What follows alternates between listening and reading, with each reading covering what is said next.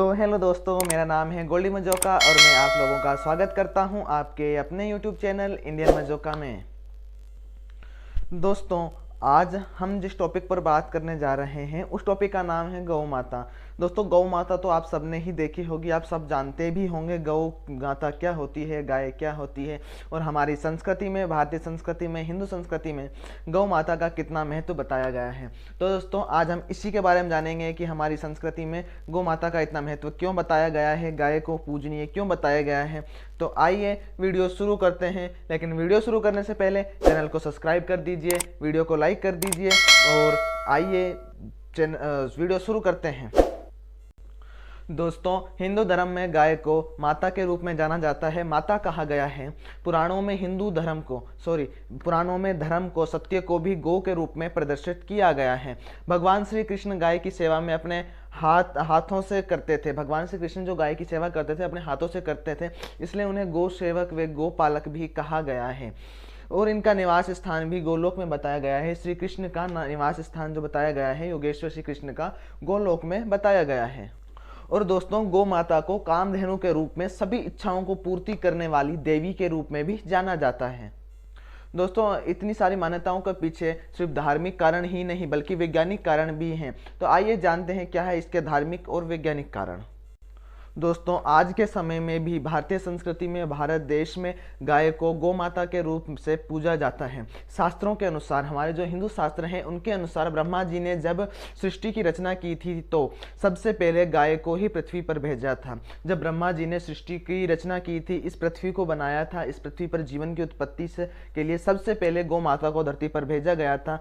सभी जानवरों में मात्र ही गाय ही ऐसा जानवर है जो माँ शब्द का उच्चारण करवाता है, यानी कि केवल गाय शब्द के लिए ही हम माँ शब्द का उच्चारण करते हैं। इसलिए माना जाता है कि माँ शब्द की उत्पत्ति भी गोवंश से ही हुई है।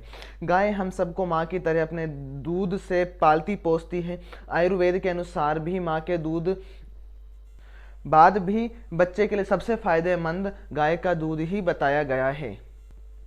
दोस्तों, जो धार्मिक आस्था है, धार्मिक मान्यता है, उनके अनुसार गौ पूजा से, गाय माता की पूजा से मनोवांछित फल यानी मन के इच्छित जो फल होते हैं वो प्राप्त होते हैं। घर में सुख समृद्धि सदैव बनी रहती है। गाय का घर में होना शुभ माना जाता है। कहा जाता है कि विद्यार्थियों को अध्ययन के साथ ही गाय की सेवा भी करनी चाहिए। जो विद्यार्थी अध्ययन करते हैं, यदि वो गाय की सेवा करेंगे तो देवी सरस्वती की उनके ऊपर बहुत कृपा होगी।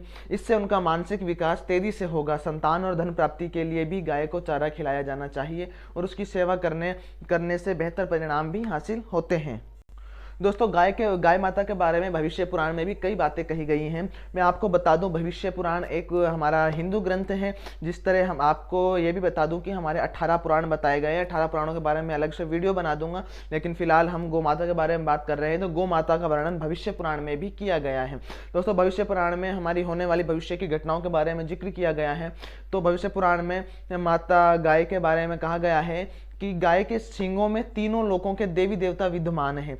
जो गाय माता के सिर पर सींग होते हैं, उनके बीच तीनों लोकों के जो देवी देवता हैं वो विद्यमान रहते हैं। दोस्तों, जो सृष्टि के रचनाकार श्री ब्रह्मा जी हैं, परमपिता ब्रह्मा जी, और पालनकर्ता श्री विष्णु जी हैं, वो गाय के सींग के निचले हिस्से में, गाय का जो सींग होता है उसके निचले हिस्से में, इस स्थान पर विराजमान रहते हैं। तो गाय के सींग के मध्य शिव शंकर भगवान विराजते हैं। दोस्तों, आपने देखा होगा कि हम जब किसी मंदिर में जाते हैं, शिव जी के मंदिर में, तो शिवलिंग को गाय जो बेल नंदी होता है उसकी सींगों को इस प्रकार करके शिव जी को देखने का प्रयास करते हैं। तो इसका तात्पर्य यही होता है कि दोनों सींगों के बीच में शिवजी विद्यमान रहते हैं। दोस्तों, गाय माता का जो ललाट होता है, जो चेहरा होता है, उसमें माता गौरी का भी स्थान बताया गया है और भगवान कार्तिकेय का स्थान गौ माता के नासिका यानी नाक में बताया गया है। दोस्तों, आपको बता दूं कि जो गाय का गोबर होता है उसमें माता लक्ष्मी का निवास बताया गया है और जो गाय माता का मूत्र होता है, गौमूत्र होता है, उसमें माता गंगा का निवास बताया गया है। और जो गाय माता के पैर होते हैं, खुर होते हैं, उनमें चारों धाम और नाग देवता का निवास बताया गया है। दोस्तों, पुरानी धार्मिक मान्यताएं हैं कि गाय माता की जो व्यक्ति सेवा करता है, गाय माता उसके सभी पाप और कष्ट अपनी सांस के द्वारा हर लेती है, खींच लेती है। दोस्तों, गौ माता जिस स्थान पर भी विराजती है, जिस स्थान पर भी बैठती है, वहाँ पर सारी सकारात्मकता फैला देती है और नकारात्मक दूर कर देती है और वहाँ के वातावरण को बिल्कुल शुद्ध कर देती है। दोस्तों, हमारे शास्त्रों में गो हत्या का भी सबसे बड़ा पाप माना गया है। गो हत्या को सबसे बड़ा पाप माना गया है। कहा गया है कि गाय को किसी भी रूप में सताना घोर पाप होता है। बल्कि उसकी हत्या करना तो नरक के द्वार खोलने के समान होता है, जहाँ कई जन्मों तक दुख भोगना पड़ता है। दोस्तों, गो हत्या यदि हम करते हैं, गाय को कष्ट देते हैं, तो हमें कई जन्मों तक उसका दुख भोगना पड़ता है। दोस्तों, आपको मैं बता दूं कि आधुनिक विज्ञान में कहा गया है कि गाय एकमात्र ऐसा प्राणी है जो 24 घंटे ऑक्सीजन ग्रहण करता है और ऑक्सीजन ही छोड़ता है। इसलिए हमारी प्रकृति के लिए बहुत ही फायदेमंद है। आपको बता दूं कि अन्य प्राणी ऐसा नहीं करते, क्योंकि जितने भी सजीव प्राणी हैं वो सभी ऑक्सीजन ग्रहण करते हैं और कार्बन डाइऑक्साइड छोड़ते हैं। बल्कि पेड़ पौधे इसका विपरीत करते हैं, वो कार्बन डाइऑक्साइड ग्रहण करके ऑक्सीजन छोड़ते हैं। लेकिन गाय सबसे विपरीत है, ये ऑक्सीजन ही ग्रहण करती है और ऑक्सीजन ही छोड़ती है। इसलिए हमारे प्रकृति को किसी प्रकार का कोई नुकसान नहीं पहुंचाती। दोस्तों, हमारे शास्त्रों में वर्णन आता है कि गाय के गोबर में माता लक्ष्मी का निवास स्थान बताया गया है। जब हम गाय के गोबर से उपले थेपते हैं या अपने घर के फर्श को लीपते हैं तो माता लक्ष्मी स्वयं हमारे घर में प्रवेश करती है। दोस्तों, जो गाय का गोबर होता है वो प्रदूषण रहित होता है। दोस्तों, बता दूं कि गाय के गोबर से यदि हम आग जलाते हैं तो वो बिल्कुल उससे निकलने वाला धुआं बिल्कुल भी प्रदूषण नहीं करता, बल्कि वो प्रकृति को शुद्ध करता है।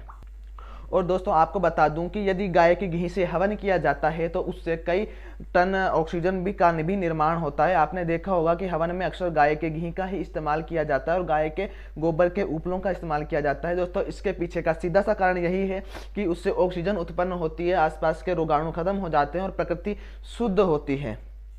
दोस्तों, हमारे शास्त्रों में गौमूत्र का भी बहुत महत्व बताया गया है। कहा गया है कि गौमूत्र गंगा जल के समान ही पवित्र होता है, क्योंकि आयुर्वेद में आधुनिक शारीरिक विज्ञान में कहा गया है कि गौमूत्र हमारी शरीर में रोग प्रतिरोधक क्षमता को बढ़ाने के लिए सहायक है और कैंसर, खांसी, टीबी जैसी कई तरह की बीमारियों में इसका उपयोग किया जाता है और इनकी दवाएं बनाने में भी गौमूत्र का उपयोग भली भांति प्रकार से किया जाता है। दोस्तों, गाय के जो खुर होते हैं, मैंने आपको पहले भी बताया कि गाय के खुर में चारों धाम निवास करते हैं। गाय के चारों पैरों में 4 धाम निवास करते हैं और गाय के खुरों में स्वयं नाग देवता निवास करते हैं। इस कारण गाय जहाँ पर भी विचरण करती है, जहाँ पर सदा गाय रहती है, गाय माता रहती है, वहाँ कभी भी नाग, बिच्छू जैसे जहरीले जीव नहीं आते, क्योंकि नाग देवता स्वयं वहाँ पर वास करते हैं। दोस्तों, जो गौ माता होती है, शास्त्रों में वर्णन आता है कि जब गौ माता रंभाती है, गौ माता जब रंभाती है तो उसकी आवाज़ सुनने के लिए स्वयं देवता वहाँ पर विचरण करते हैं। सभी देवता वहाँ उपस्थित हो जाते हैं गौ माता की आवाज़ सुनने के लिए। दोस्तों, हमारी भारतीय संस्कृति में गौ माता का इतना महत्व है कि गौ माता की सेवा करने के लिए, इसकी रक्षा करने के लिए स्वयं श्री हरि विष्णु को भी धरती पर आना पड़ा था। उन्होंने भी श्री कृष्ण रूप में जन्म लेकर गोपालक कहलाए, गोपाल कहलाए, गोविंद कहलाए और गौ सेवा की। उन्होंने अपने पूरे बचपन में और पूरे जीवन में गौ सेवा और गौ रक्षा का हमें ज्ञान दिया और कहा गाय हमारे जीवन का सबसे महत्वपूर्ण और महत्वपूर्ण और अखंड हिस्सा है, क्योंकि गाय ही ऐसा प्राणी है जो हमारी प्रकृति को बचाने में हमारी सहायता कर सकता है। इसीलिए हम गाय को माता का स्थान देते हैं। तो दोस्तों, आज की वीडियो में बस इतना बताना था कि गौ माता का महत्व आपको समझाना था, हमारी संस्कृति में गौ माता का क्या महत्व है। तो अगर आपको वीडियो अच्छी लगी हो तो वीडियो को शेयर कीजिए और चैनल को ज़रूर सब्सक्राइब कर दीजिएगा, क्योंकि चैनल को सब्सक्राइब करने के बाद बेल आइकन भी दबा दीजिएगा, क्योंकि बेल आइकन दबाने से आपको मेरी वीडियो की नोटिफिकेशन सबसे पहले मिलेगी। और आखिरी बात, वीडियो को शेयर ज़रूर कीजिएगा और लोगों तक ज़रूर भेजिएगा, ताकि और लोग भी जानकारी प्राप्त कर सकें। और वीडियो पूरी देखने के लिए बहुत बहुत धन्यवाद।